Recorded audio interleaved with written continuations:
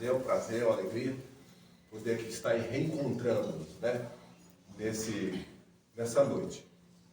E dentro, né, da nossa proposta, nós vamos aí dar continuidade ao nosso estudo a respeito de uma das obras de nossa casa, que é Assim Falaram os Reis, né? Quem está aí acompanhando, nós vamos entrar hoje na quarta lição, que é Boas Trilhas e Boas Águas. É uma mensagem, né, do Caboclo Cobra Coral. E só que é sempre importante, antes da gente iniciar uma nova lição, a gente lembrar um pouquinho do que falamos aqui na semana passada. Na semana passada, encerrávamos, né, o terceiro capítulo, onde frisamos bastante, né, a mensagem, o cerne, né, da mensagem espiritual, que é aprendizado de luz. E aprendemos que esse aprendizado, né, referido pelo Preto Velho, que transmitiu a mensagem, se refere ao nosso esclarecimento espiritual. E ele vai dizer, encerrar a lição, dizendo que o ponto-chave, né, do aprendizado de luz é o amor e a caridade. E aí ele vai nos lançar uma reflexão bastante objetiva, mas de cunho espiritual, dizendo que é quase impossível a gente alcançar esses dois quesitos, né, que a gente está chamando aqui de caridade e amor, que são atributos espirituais, se a gente não tiver, né, essa boa vontade da autodisciplina. Ou seja, da gente se testar todos os dias num desafio íntimo. Ou seja, aquilo que, de uma forma educada, nós dissemos, é nos desafiar um dia após o outro. A gente sempre querer ser melhor no dia de amanhã. Basicamente foi isso a terceira lição. Hoje, quando a gente fala de boas águas, boas trilhas e boas águas, o caboclo, né, que é o mentor dessa casa, ele vai nos chamar a atenção e fazer uma abordagem muito interessante, onde ele vai metaforizar o que ele está chamando de aldeia, que ao mesmo tempo ele faz referência como se fosse o planeta Terra, e vai chamar todos nós que estamos aqui encarnados de índios.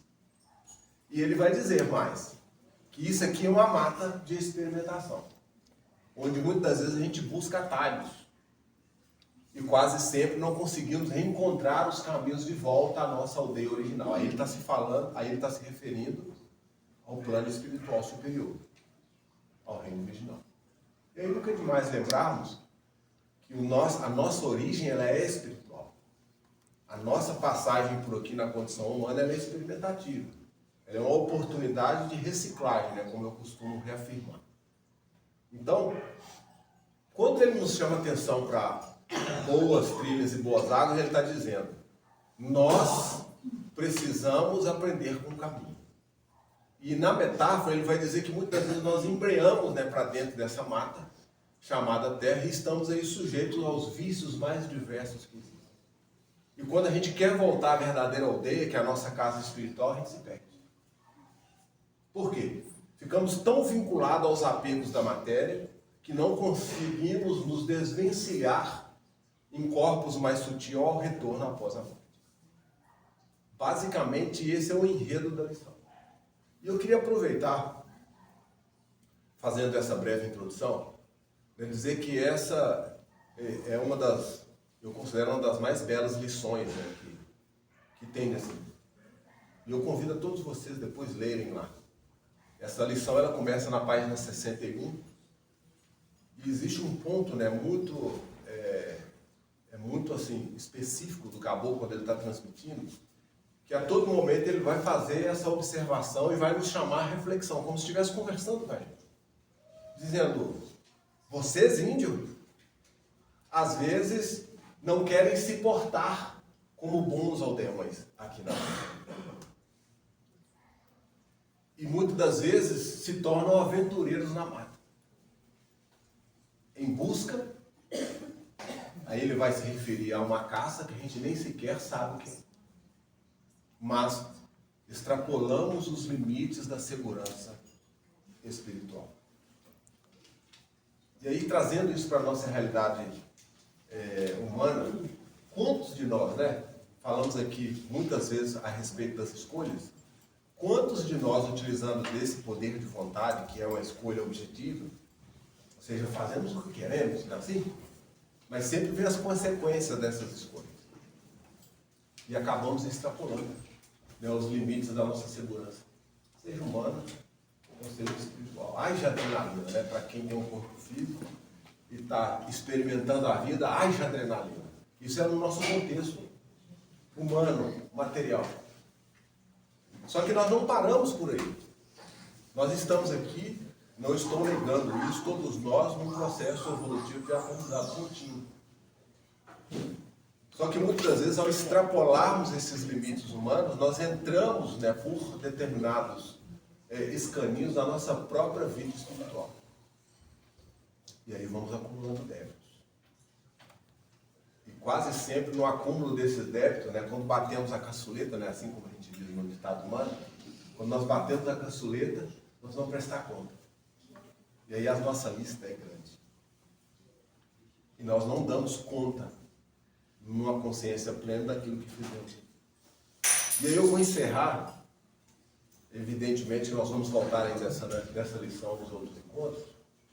Mas eu queria deixar um objeto de reflexão. Depois vocês leem lá essa lição. Fica mais fácil da gente conversar e dialogar. Mas tem um ponto que o mentor dessa casa, já que ele é o autor dessa mensagem, Boas Trilhas e Boas Águas, embora ele vai metaforizar, né, que se a gente escolher uma boa trilha, a gente sempre vai chegar nas águas. Aí ele vai dar o exemplo dos animais. Os animais escolhem boas trilhas.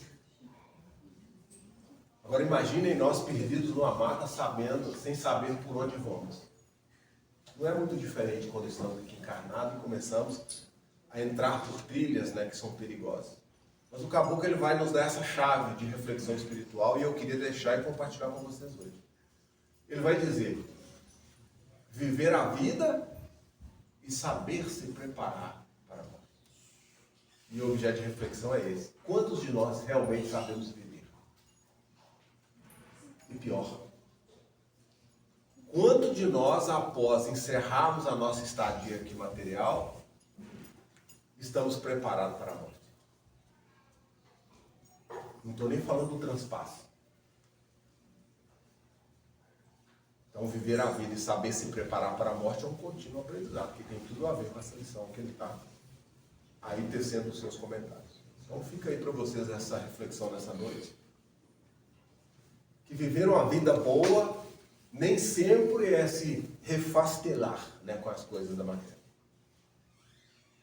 Podemos ter tudo de bom que a matéria nos oferece, mas não podemos perder a referência do sol. Esse é o ponto que ele bate